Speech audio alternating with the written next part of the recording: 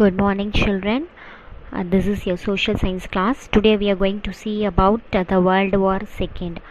So in the last class we saw about the natural vegetation and wildlife, and today in history we are going to see the third chapter about the World War. So in history itself, first chapter we discuss about the First World War. It happens in 1914, and what are the causes, the effects and results of the World War we have seen in that chapter. So today we are going to see about the Second World War. So in this chapter also you are going to see the causes, the results of World War, and about the UN, development of UN, establishment of the UN United Nations, and about Adolf Hitler, famous ruler in Germany, and his rise and fall of Adolf Hitler. So all these things will be taught in this chapter. So let me read out the introduction part. The first half of the 20th century witnessed two wars that devastated the world. World War I was fought from 1914 to 1918, and World War II began in 1939 and ended in 1945. So the first half of the 20th century, it has damaged, it totally destructed the world. Okay, because two world war has happened during that period. The first world war was from 1914 to 1918, and second world war, it started in 1939 and ended in 1945.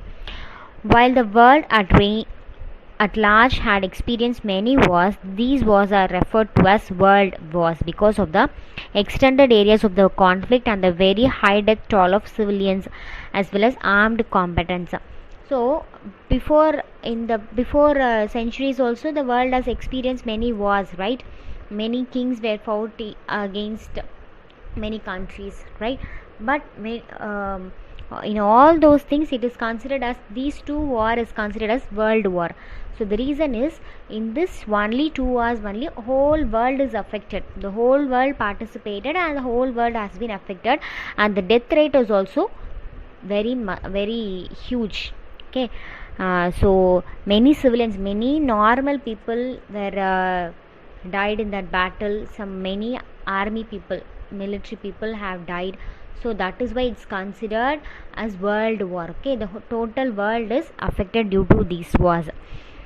The total number of death in World War I is estimated to be 20 million and 21 million wounded. So the total death of this war is 20 million, of whom 9.7 million were soldiers. So nearly 9.7 million were soldiers, and rest of them are normal people. Okay, they didn't do anything, they didn't go for any bad things or nothing they did, but they were affected, they were killed.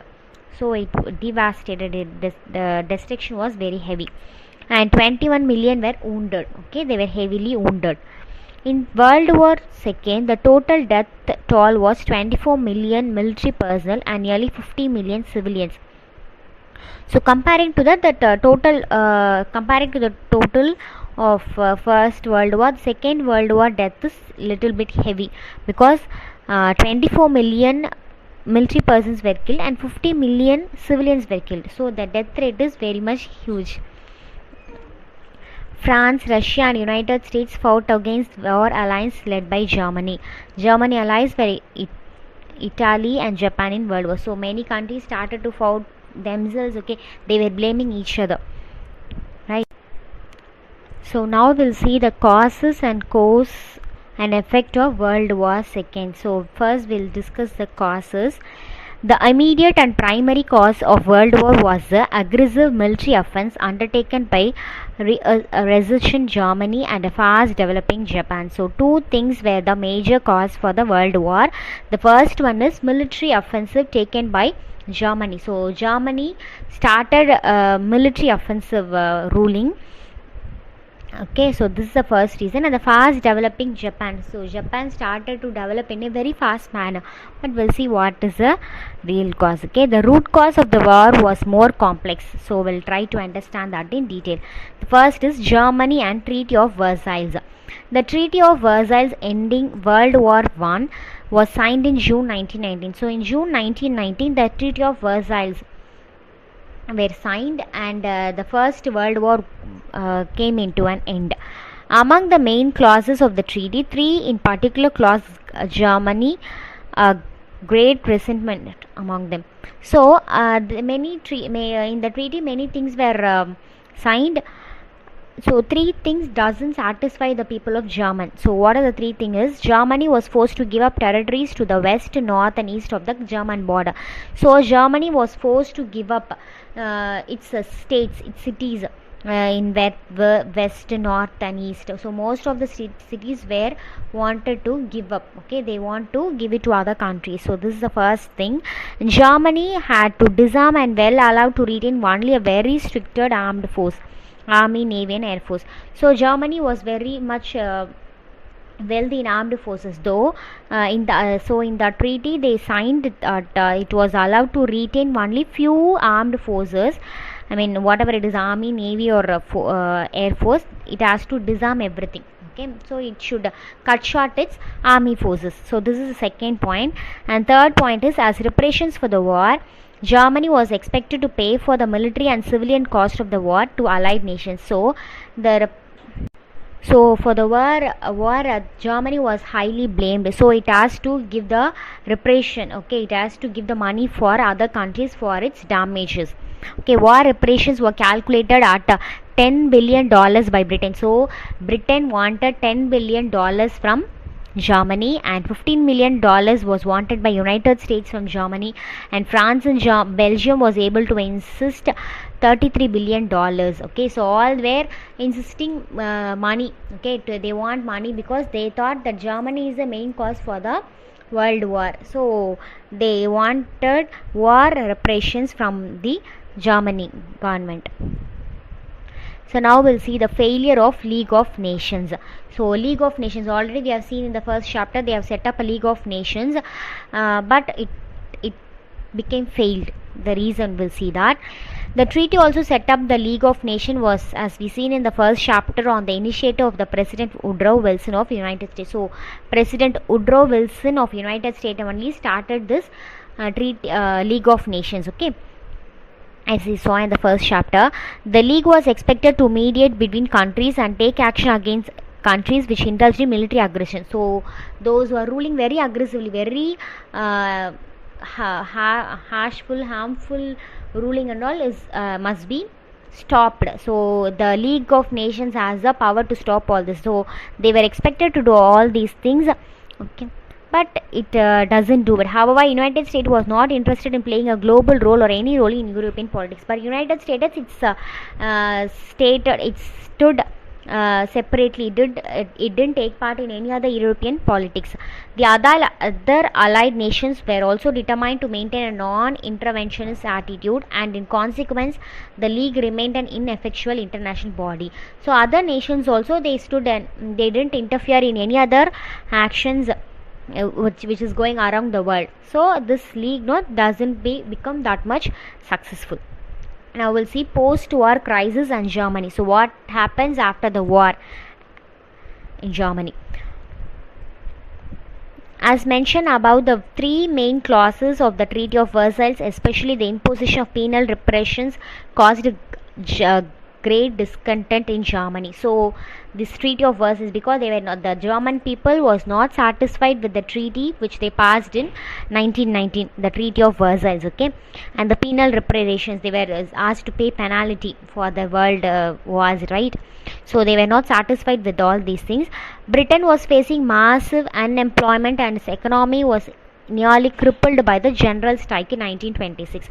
So this time Britain was facing a great unemployment. Okay, it was affected greatly due to unemployment, and its economy also very much damaged. Okay, become very low, which because of the great general strike in 1926. The United States was faced with great repression after 1929. So United States, the US also was facing a great repression after 1929. The problems which many countries faced in post World War I decades led to rise of extreme right wing dictatorship in Italy, Mussolini, Germany, Hitler, and Spain, Franco. So many countries were facing many problems, right? Because this economic level was gone very low. right? So this time many dictatorship were started.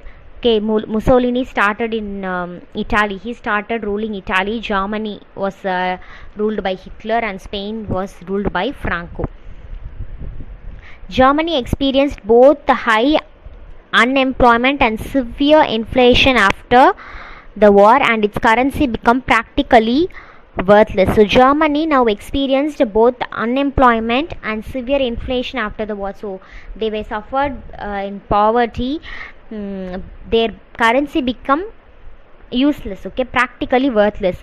There were several pictures of the 1920s when ordinary people had to carry money in wheelbarrows to buy bread. So in many pictures, or many in many areas, the pictures have been pasted, that is they are carrying wheelbarrows, a very big truck wheelbarrow, to get wheelbarrows full of money. Okay, the wheelbarrow containing full of money to get some pieces of bread, okay, loaf of bread. So it shows that they were in very much poverty. Okay, they were in suffering with poverty. Okay. Now we'll see the rise of Adolf Hitler. Adolf Hitler was able to exploit the general discontent among the Germans. So he is able to satisfy the general discontent whatever the Germans have been facing. Gifted with great skills, he was able to sway the people by his impassioned speeches promising a return to the glorious military past of Germany. So he was an orator. Okay, he used to speak very nicely, and he attracted many people by his good speech. So he promised that he could get back all the military glory which they had in the past time. Okay, whatever they had in the past, whatever they had before, everything would be retained. So he promised the Germany people. He founded the National Socialist Party, generally known as the Nazis. So his party is named as Nazi government, right? The fundamental platform on which Hitler built his support was the notion of racial superiority of the German as pure Aryan race and deep-seated hatred of Jews. So he sewed two main things in the heart of German people. The one thing is the race, about their race superiority. They are very superior than others. He made very big impact on the heart of Germany people. So what he did is, we are Aryans, we are pure Aryans, okay, their race is more superior than other people, and deep seated hatred of Jews. So they started hating the Jews people. Okay, Hitler came in power in 1993 and ruled Germany till 1945. So nearly 11 years he ruled Germany. The recruitment for the armed forces and the manufacture of armaments and machinery for the army, navy and air force with large amounts of government spending resulted in an economic revival and solved the problems of unemployment in Germany. So he started to develop the country's economic level by armed forces. He started the military forces, navy, army, air force, everything. Okay, spending too much money in that. So again the economic level got increased, and the unemployment problem also got solved. In 1938 Hitler invaded Austria and Czechoslovakia. Certain land in Czechoslovakia was German speaking, and Hitler claim was the German speaking people should be done united in one nation. So in 1938 he invaded Austria and Czechoslovakia. Okay, so certain land in Czechoslovakia was German speaking people were lived there also. So Hitler said that all German speaking people must reside in one land, one nation, one area, particular area. So he gave some ideas like that. Allies and non-intervention. There were also acts of aggression in Italy and Japan. Italy invaded Ethiopia in 1935 and Albania in 1939. So act of aggression, okay, capturing Italy and Japan.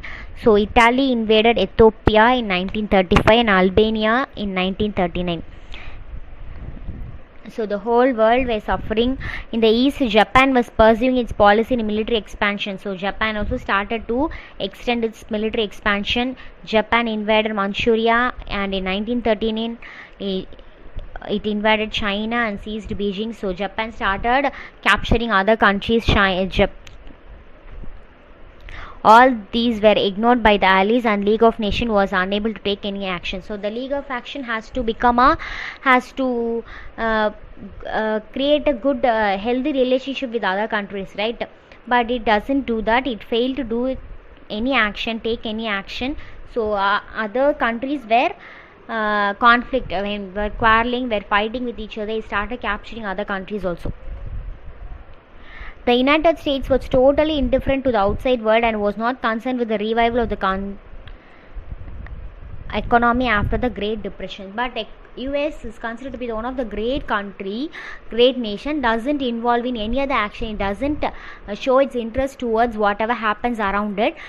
Rather, it was concentrating on the revival of the economy, because in the last few paragraphs we have seen that America also got into a very great economic damage level, right? So it started concentrating only on the revival of the economic party.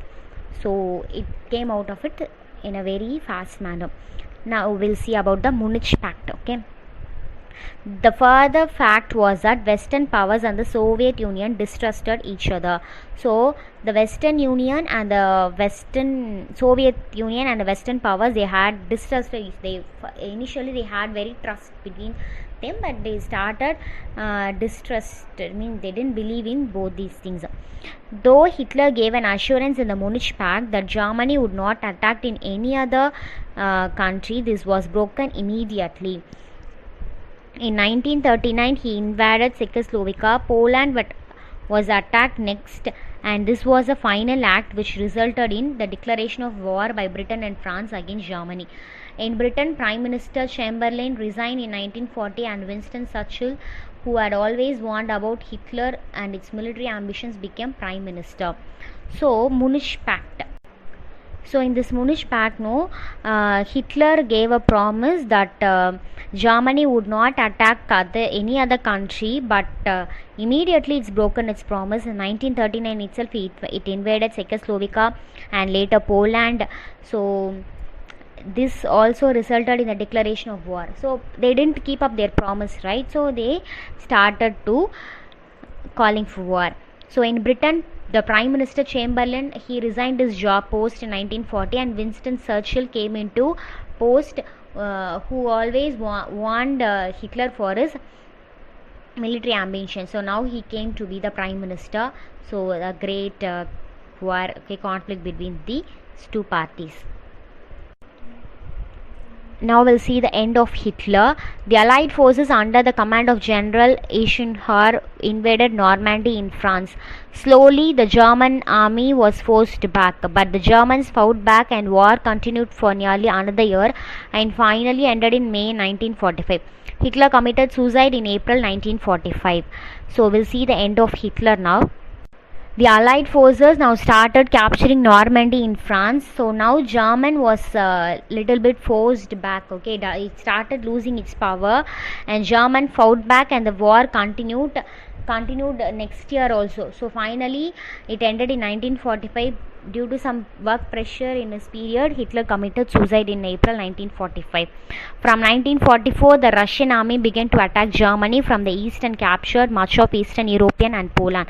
So from a great warrior, great person has been killed. He was died. He was not killed. He was dead.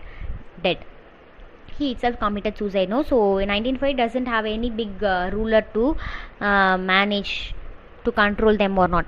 From 1944, the Russian army began to attack Germany from east and captured much of Eastern Europe and Poland. So in 1945, they occupied parts of Berlin. So the Germany was divided into two sections after the war. So now Germany has been divided into two sections after the war. Now we'll see about the effects of the war. New geopolitical power alignment. World War changed the world in fundamental ways. So the World War changed the world, politically, geographically also it has been changed. The world was polarized into two main blocks led by superpowers. One led by the United States with the pronouns of anti-communist ideology, and other was Soviet Russia. So two main things, superpowers were started, that is anti-communist ideology, and other is Soviet Russia. Europe is divided into communist and non-communist. So many parties were divided, many parties were started, new ideas were bloomed. Okay, started. Nuclear proliferation. The United States and the Soviet Union entered into a race to have more nuclear power. So though they started nuclear powers, okay, weapons and all, they started making. Okay, the countries began to devote large amount of resources in developing more and more powerful weapons to great destructive power, and defense spending high rocketed in many countries. So the countries, they started to spend more money, more amount for the powerful weapons to destruct other powers, right? So they didn't spend money for the people's education or development of the country. Instead they spend more and more money for the army purpose, for military purpose, to devastate, to destruct other countries. Okay, that's a very bad thing, right? International agencies. Many international agencies, in particular the United Nations, the World Bank, and the International Monetary Fund, came into existence. So this time only, after the war only, many international agencies have been started, that is United Nations, the UN, the World Bank, then the International Monetary Fund. So all came into existence. Colonial powers were forced to give independence to former colonies in the process of decolonization. So decolonization was started because many countries were colonized, right? So decolonization started in that. India also one among the decolonized country. Okay, women started entering the labor force in greater numbers. So women were given rights. Okay, they started to come out of the home and they started to work. So these are the effects of the war. Next we'll see about the United Nations. The first initiative of the United Nations came from the United States and Britain in 1941 when they issued a joint declaration known as Atlantic Charter. So it was started in the year 1941.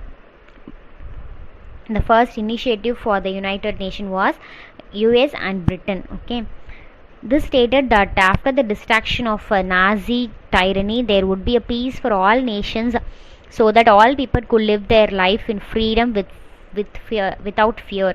So the main aim of this UN is they have to. So the people were in great fear, right? Because they thought that world was affected in a very great manner, right? So it was damaged. It has faced two world wars, so no peace was there. So the UN's main motive is to create a world peace among the nations, so the people can live a very free and fearless life. Okay. General Assembly and Security. The United Nations functions almost like any government through its principal organs, which are similar to the legislative, executive and judicial wings of a state. So like state government or central government, this United Nation also acts like all these judicial, legislative, executive, all these things. It means once a year and issues of interest and points of conflict are discussed in the assembly. So whatever problems we face as a nation, everything will be discussed in that meeting. Okay, once in a year it would make its meeting. So in that everything will be discussed. Now we'll see the activities of the UN. Over the decades, the United Nations has expanded its activities in response to the changing problems facing the world. So it mainly concentrated on the problems which the world is facing. Human rights, the problem of refugees. See, many refugees comes from Sri Lanka, Burma. So from many countries, many refugees have been moving, right? So all these problems will be discussed in that UN meeting. Climate change, gender equality. So still we have in our country also gender equality in some parts of our country, right? A special mention must be made of the UN peacekeeping force was that acted in many areas of conflict all over the world. The Indian Army has been an important part of the peacekeeping force and he's been deployed in many parts. So in that we have a very great pride that Indian Army has been an important part in peacekeeping forces. So many countries are putting many efforts in peacekeeping, but India is foremost in that. So that is very big proud for us, right? Now we'll see about the World Bank. The World Bank and the International Monetary Funds, referred to as the Bretton Woods twins, were both established in 1945 after the Bretton Woods Conference in 1944. So World Bank and International Monetary Fund, it was started in 1945, right? In the recent years, the bank is actively promoting the achievement of Millennium Development Goals, which aim at improving living standards, removing illiteracy, empowering women, and improving maternal and child health, improving the environment, and eradicating AIDS. So these are the main thing that World Bank is promoting the achievement. So it's spending much amount of money in all these things, that is to the improving the living standards of common people also. So common peoples also must get improved in their lives, no? They are so they're aiming more in that, removing illiteracy. So they are spending more and more money. So our state government, no, they spend more money. So where they get all this money? Primary things is our tax, and the next thing is they get a loan from the World Bank. During some calamity or some drastic things happens in our country, some flood or any other things happen, means they'll get money, no? So this much amount is allocated for this scheme. We are getting some news, no? For education, they have allocated this much money. For this relief, they are allocating this much. So where they will get all this money? All these from the World Bank. They will get money from the World Bank. So the World Bank main motive is to remove illiteracy. Okay, all must be educated, to empower women. So women also must be given equal rights like men. So improving maternal and child health. So mother and child must be in a very healthy way. So in medical department also it improves a lot, and improving the environment and eradicating AIDS. AIDS is one of the great disease which affects the whole world, right? So the main aim is to eradicate that also. So these are the things we have seen in this chapter, children. So we have seen about the rise and fall of Adolf Hitler. Okay, Hitler is a very big dictator in his period. Still Germany is consider him as a god, because Germany had become in a very good position because of Adolf Hitler. But Adolf Hitler, he has treated the Jews in a very bad manner. Cruelly he treated them. Okay, he is considered to be a very big dictator of